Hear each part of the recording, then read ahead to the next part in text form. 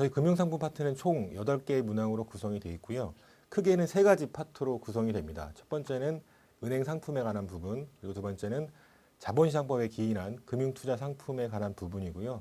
이 부분이 가장 우리 파트에서 가장 내용도 많고 또 출제도 많이 되는 부분이라고 이해하시면 됩니다. 나머지는 기타 부분으로서 우리 ABS 구조나 MBS 그리고 퇴직연금에 대해서 나와 있습니다.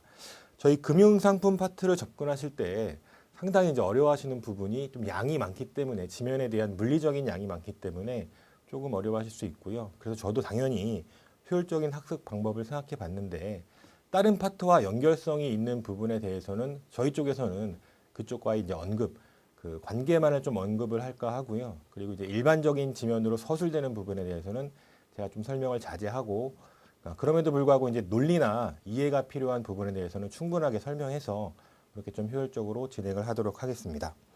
자, 그러면 여러분들 교재 128페이지부터고요. 일단 은행 상품에 들어가기 전에 우리 금융기관, 금융회사에는 어떤 것들이 있는지 먼저 좀 간략하게 살펴보도록 하겠습니다. 자, 1절은 금융기관의 기능이고요. 일반적으로 저희가 다 아는 얘기. 첫 번째 줄에 금융기관은 자금이 공급자와 자금이 남는 잉여자와 수요자 간의 거래를 성립시켜주는 목적으로 하는 사업체를 말한다. 일반적인 기능이라고 보시면 되겠고요. 자, 그 페이지 하단에서부터 3번째 줄 보시면은 정보의 비대칭성. 이번에 교재가 개정되면서 추가로 저희 교재 안으로 들어온 내용이고요. 일반적으로는 오래전에 나온 얘기. 자, 다음 페이지에 보시면은요. 2번째 줄에 역선택이라는 단어와 그 줄 밑에 끝에 도덕적 해이라는 이 두 단어가 정보의 비대칭성을 이야기하고 있습니다. 간략하게 좀 살펴보면요. 예를 들어서 은행이 대출을 해준다고 가정을 해보면은 대출을 해주는 입장에서는 우리는 대주라고 이야기합니다. 자, 은행이 대출을 해주는데 대출 이율을 10% 정도를 제시를 했어요. 자, 그러면 이 대출 이율을 보고 자금을 빌리려고 하는 고객은 차주가 되겠죠. 대출을 쓰는 사람, 돈을 자금을 빌리는 사람. 자, 이 사람들이 2가지 타입이 있다고 한다면요.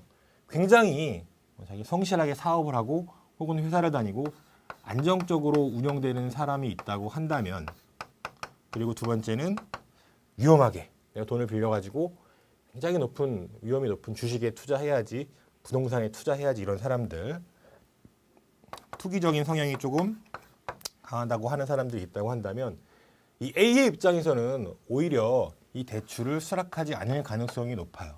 왜냐하면 안정적이라는 수익이라는 얘기는 그만큼 위험도 작지만 수익도 적다는 얘기가 되겠군요. 반대로 이 투기의 성향이 강한 B는 10%보다 내가 더 높은 수익을 내서 이익을 얻겠다. 이런 마음이 있을 수가 있겠죠. 이런 거 우리는 은행의 입장에서 봤을 때 역선택이라고 합니다. 자, 이런 것이 왜 정보의 비대칭이냐? 내가 안정적으로 투자하는지 아니면 위험적인 공격적인 성향을 많이 갖고 있는지는 나만 아는 정보고요. 이 은행은 그 사람의 내면까지는 알 수 없기 때문에 정보가 서로 다르기 때문에 일어나는 현상이라고 할 수가 있겠습니다. 자, 두 번째는요. 이제 A든 B든 대출을 받았다 이 말이죠. 예를 들면 A가 받았다고 하더라도 A는 이제 마음이 바뀔 수가 있습니다. 내가 대출을 받았지만 어차피 남의 돈이잖아요. 그렇죠? 그렇기 때문에 굉장히 위험하게 투자할 수 있는 여력이 생기는 거죠. 내가 사업을 해봐가지고 안 되면 말지 뭐 이런 생각으로 이런 것들 우리는 도덕적 해이라고 이야기를 하죠. 얘도 마찬가지로 이 돈을 빌린 사람이 마음이 어떻게 변할지 돈을 빌려주는 사람 입장에서는 알 수가 없기 때문에 정보가 굉장히 많은 집단과 정보가 상대적으로 적은 집단이 만났을 때 일어나는 행위라고 할 수가 있겠습니다. 얘네들을 합쳐가지고 정보의 비대칭 문제라고 이야기합니다. 사실은 뭐 굉장히 오래전에 나온 개념이고요. 제가 조금 강조해서 설명드리는 이유는 우리 교재가 개편되면서 새롭게 추가된 내용이기 때문에 한번 말씀을 드려봤습니다. 자, 다시 129페이지로 돌아가셔가지고요. 2절에 우리나라의 금융기관들 간략하게 살펴볼게요. 첫 번째는 은행이 있겠죠. 두 번째 줄에 은행은 일반 은행과 우리가 흔히 만날 수 있는 은행, 그리고 특수은행이 있다. 다시 그 줄 옆에 일반 은행은 시중은행과 지방은행, 그리고 외국은행 국내 지점으로 구성이 되어 있다.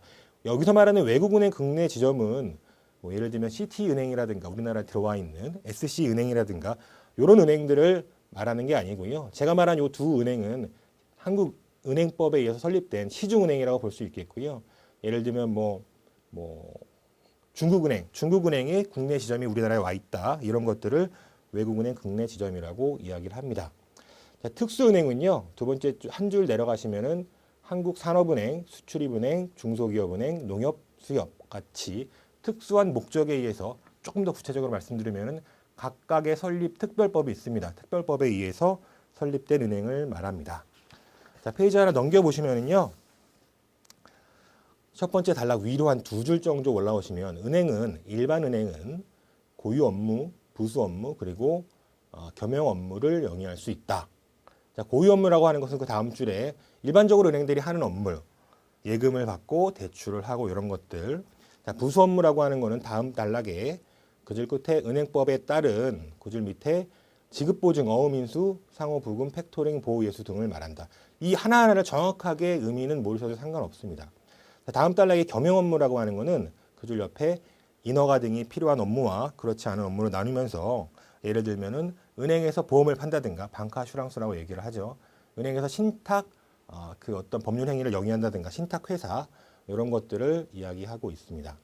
자, 오른쪽 페이지에 보시면요. 두 번째 줄에 일반 은행들의 특수은행 업무 영역으로의 진출로 그것이 확대됨에 따라서 특수은행들도 일반 은행화되고 있다. 사실은 일반 은행의 목적은 굉장히 제너럴한 목적이 있었고요. 특수은행은 법에 의한 특별한 목적이 있었으나 사실은 지금은 서로가 다 융화돼서 일반 은행도 어떻게 보면은 특수은행의 역할을 하는 부분이 있고 반대로 특수은행도 일반 은행의 역할을 많이 하고 있다라고 이해를 할 수가 있습니다.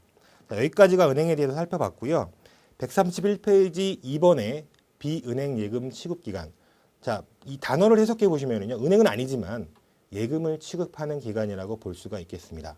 자, 예를 들면은 하단의 두 번째 줄 보시면은 상호저축은행, 그리고 흔히 저축은행이라고 이야기를 하죠. 저축은행은 상호저축은행법에 의해서 설립된 은행을 말합니다. 그리고 신용협동조합 블라블라한 신용협동기구, 그리고 우체국 예금, 우체국에서 취급하는 예금을 말하고요. 그리고 종합금융회사가 있다. 다음 페이지 보시면은 132페이지고요. 두 번째 줄에 상호저축은행은 무엇인가? 일정 행정구역 내에서 서민 및 소규모 기업에게 금융 편의를 제공하도록 설립된 지역 서민 금융기관을 말한다. 은행을 좀 줄여놓은 거라고 보시면 돼요. 기능도 줄여놓고 사이드도 줄여놓고 업무 범위도 좀 줄여놓고. 다음 단락에 신용협동기구, 신협이라고 표현하는 부분, 신용협동조합, 새마을금고, 농협수협조합. 우리가 말하는 그냥 시중에 돌아다니는 농협수협 말고요. 농협조합, 수협조합을 의미하고 있습니다. 이런 것들을 우리는 신용협동기구라고 하고 더 크게 보면은 비은행 예금 취급기관이라고 한다. 자, 세 번째 보시면은요. 보험회사 네 번째 줄에 혹은 밑에서부터 다섯 번째 줄에 생명보험이 하나 있고요. 마지막 줄에 손해보험업 우리가 흔히 알 수 있기 때문에 제가 설명을 안 드릴게요. 자, 다음 페이지 보시면은요. 133페이지 밑에서부터 두 번째 단락에 우체국 보험이라는 거 보이시나요? 우체국에서 보험업을 영위하고 있다는 얘기고요. 그 다음 단락 첫 번째 줄에는 공제기관이라는 표현이 보입니다. 이런 것들을 우리는 보험회사의 영역이라고 할 수 있습니다. 우체국은 두 번 나왔죠. 비은행 예금 취급기관에서도 한 번, 그리고 보험회사 부분에서도 한 번.